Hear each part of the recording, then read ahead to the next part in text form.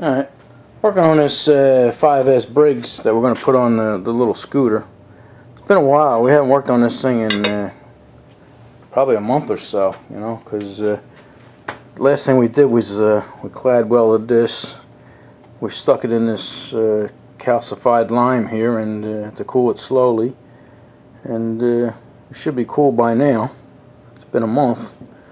So let's take it over to the lathe.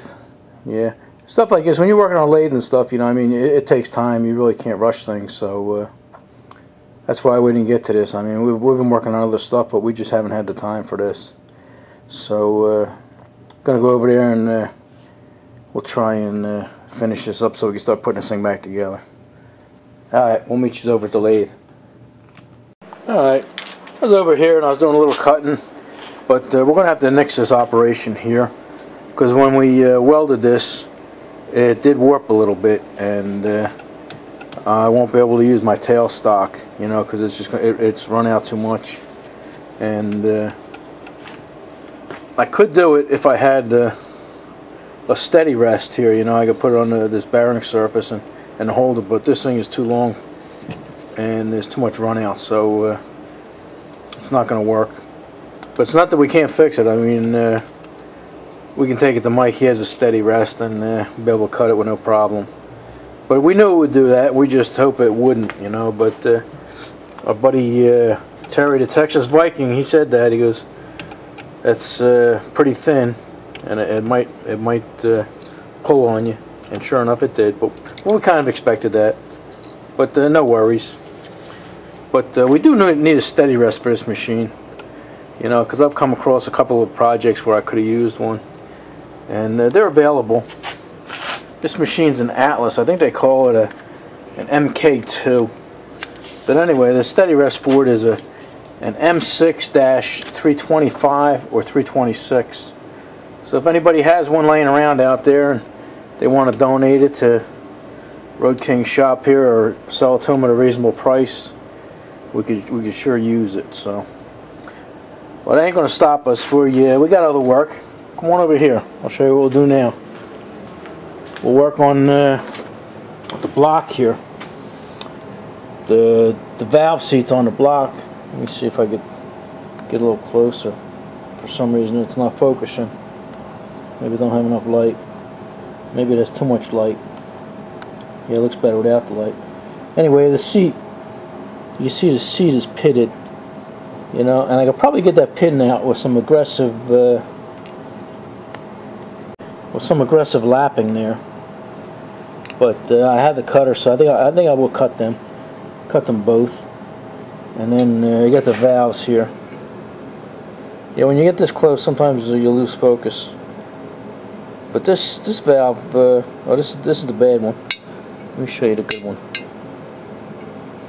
This one here is pretty decent. This one here is actually pretty good. So we'll be able to lap that one in. And this one here, it looks bad, but all them pits are below where the lap line would be. So I don't know if I can get away with that until I lap it. I think I will. And if it doesn't work, I could probably just touch it up on the lathe a little bit, or bring it over to Mike's and use his valve grinder. But either way, we'll be able to use it. So right now, I think we'll go get our cutter and we'll cut them. Alright, I got a cutter here, and this was sent to us from the land down under. My buddy Kurt, he goes by the name of Crispy Spa. Yeah, he sent this to me a while back, along with some metric taps and stainless steel hardware, and I use the taps all the time, and the hardware I use that too. But he sent me this, and this is what we're going to use. This is a cutter. It has two sides to it, 31 degree and 46 degree, and we'll be using the 46 degree. So if you guys get a chance, go check him out. He's not very active. He puts up a video maybe once every couple months, but he's pretty interesting. His hobby is radio-controlled speedboats, and it's pretty cool what he does there. So Go check him out and subscribe if you like, and tell him Road King sent you. He's a good supporter of the channel. Like I say, this came all the way from Australia. So we got that. We'll need this. I don't think we'll need I got a little mustache here. We won't need that. And we got some cutting oil here, some Tap Magic. So let me clear the bench off here and we'll get started. Alright, with something like this, it has two different sides on it, and you're not sure which side to use. Just take the cutter and put it up against one of the valves and see where it is. See, that's 45, and that's parallel with the valve. See, if you use the other side here, the 30, it would be crooked like that. So that's just a little tip. Alright, let's see what we do here. First of all, let's put plenty of lube on this.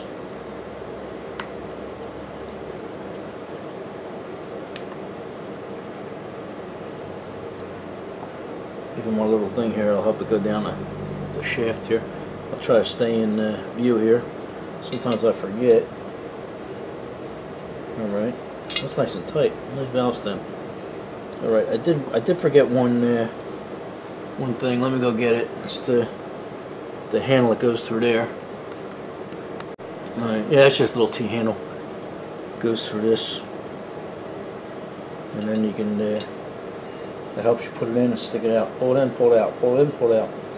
So, let's see, we said we're going to use 46. It's got a little arrow going down like that. I'm going to put some oil on, even on the cutter. These don't look like they have any use at all. Brand new cutter. I want to keep them that way. Okay, oil's cheap. Alright. Then you got a T-handle here with a hex in it, and that goes right on here. And then just grab this. Wow. Yeah, they are sharp. I'm only going to turn this a couple times and then look at it because I don't want to take off too much material. Okay. Let me get a flashlight. Just that little bit made a nice cut. I do have a little pitting right there.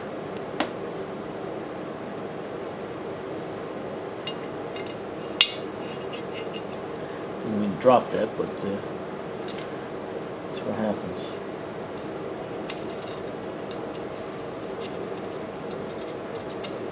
Okay.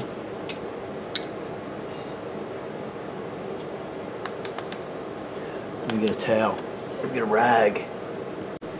Alright, let's pull this out.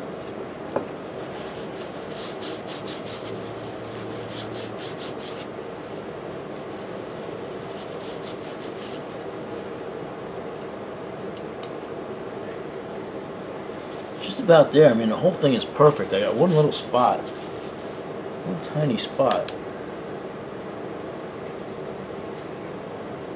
Let me cut it a little bit more. Alright, just the few turns, I don't know if you can see that, but those few turns, and took a lot of material off, but I had to. That's why I wasn't leaning into it that much, because I know it didn't need that much. Get that one tiny little pit.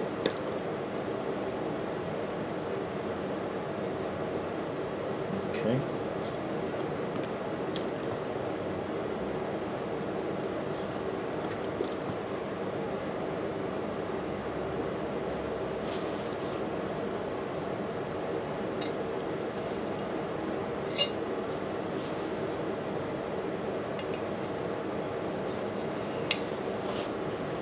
I'm trying to turn it real light. I'm not even going to lean into it. Yeah, these cutters are sharp. I'm not leaning into it. I'm just spinning off it.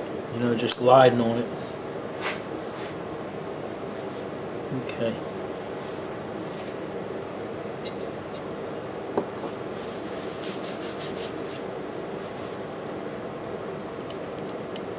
Yeah, I don't want to take any more material off, so I'm gonna see how well it does when I lap it. If I have to come back, I will, but if I don't, all right. Let me take you off the stand there, and you can actually see the difference. You can see how nice and crisp that one I cut is, and then this other one here is sort of rounded off and pitted. I don't know if the light's going to help you or not. Okay, on this one here, I had a tiny little thing here, and like I say, I'm going to try to get that out with lapping, and if not, then I'll have to recut it. You don't want to take off too much material. Let's go back on a tripod. Alright, I actually thought the intake was the worst one, but turns out this exhaust one is worse. I'm gonna have to cut a little more. You know, actually, if I had to, I could put a new seat in this one, but I think I might actually have a seat over there. But I'm gonna cut a little more and see if we can get rid of them pits, and we'll go from there. Alright, we got some lapping compound here. I don't know if you can see that, but it's Briggs & Stratton. You got to use Briggs & Stratton compound here, or else it won't work. I just ran into a strange predicament I never had before. You know, you get these little suction cups, and they're supposed to go on where you at? You're just supposed to squeeze on the top here, and it holds it. And then you stick it in there, and you know, you twist it and pop it up and down, twist it, pop it up and down, and it's held on with the suction cup. But the intake valve here is actually has pits on the top. I mean, it won't affect the way it runs, but my suction cup, I'm not getting any suction. So I'm going to have to design something. It actually has two little holes in here for a different type of lapper, so to speak. So we'll do this. We'll do the exhaust valve first and get that out of the way. Alright. Get some coarse paste here. Lapping compound, whatever you want to call it. You're trying not to get any down there in the where the valve stem goes. I guess they call that a guide. Would you call that a guide? Yeah, I call it a guide.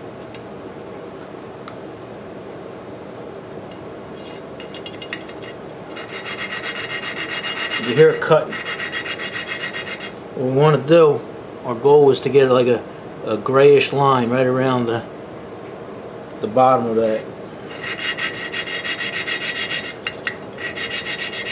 You can hear how it gets, the sound gets smoother.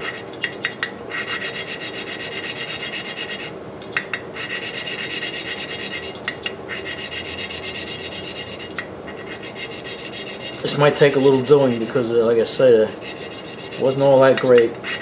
So I'm going to shut these down, and we'll get back to you when I get done a little bit. Alright, I think we're just about done here.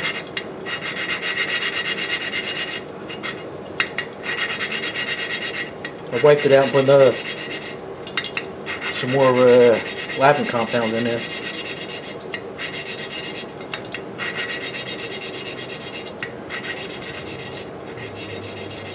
Okay. Alright, this should be enough, so let's see what it looks like. Let me see, where you guys at?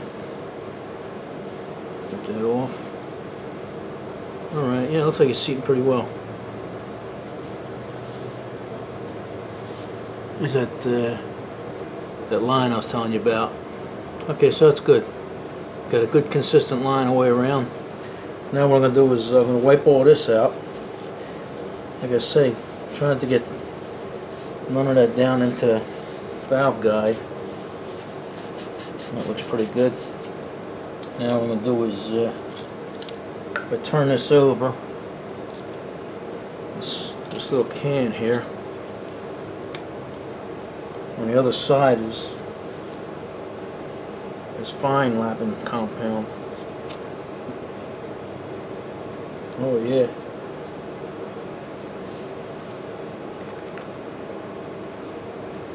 And we'll just put some of that on here.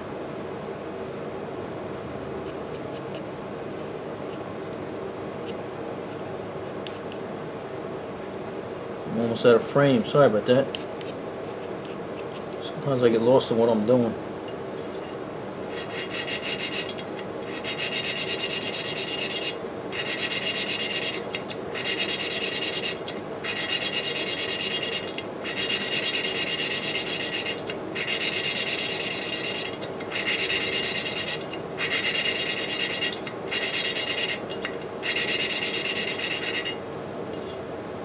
Okay.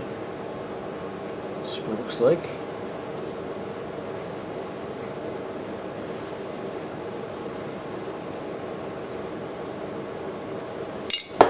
Oh!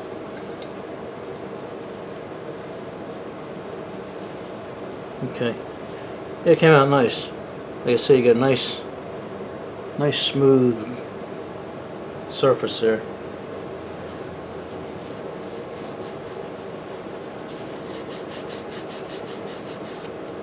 And that looks good too. So this one should be good. Now, like I say, this one here, I'm gonna have to find a piece of round dowel and maybe put a couple nails in it to stick in there and twist that. So that may take a while. So I'll probably do that, and then I'll get back to you. All right, I found a little piece of dowel here. Drove a couple nails in there, and I think it should work. You know what they say, don't bet against Road King. I think it's almost time to get a new can of that stuff. That's been around since the 70s.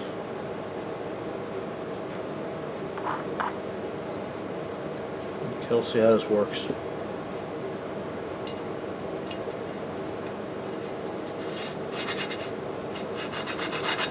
Oh.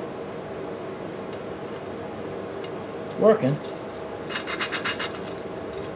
Just going to apply pressure. There we go. This might take a while. Do a little side-by-side action, and then spin it a little bit. Put more side-by-side. We'll get it. Alright, I'll turn you back on when we're done.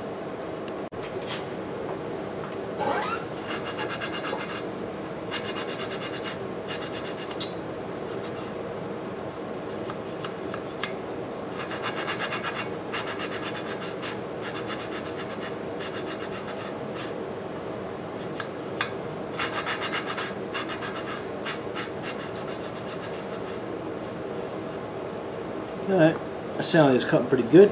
Take a look at it. Oop. Yeah, let me get in the camera here. Oh yeah.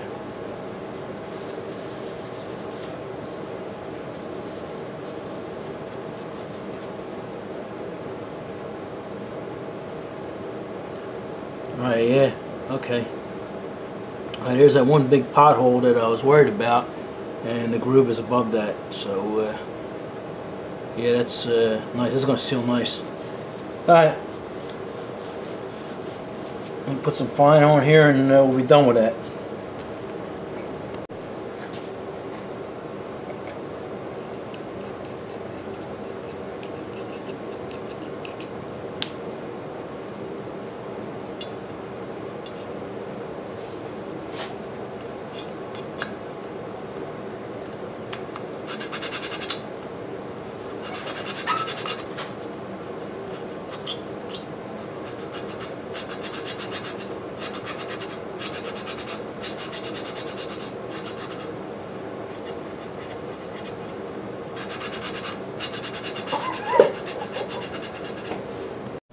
Alright, I didn't realize in the last segment I actually pulled the engine here out of view, out of frame.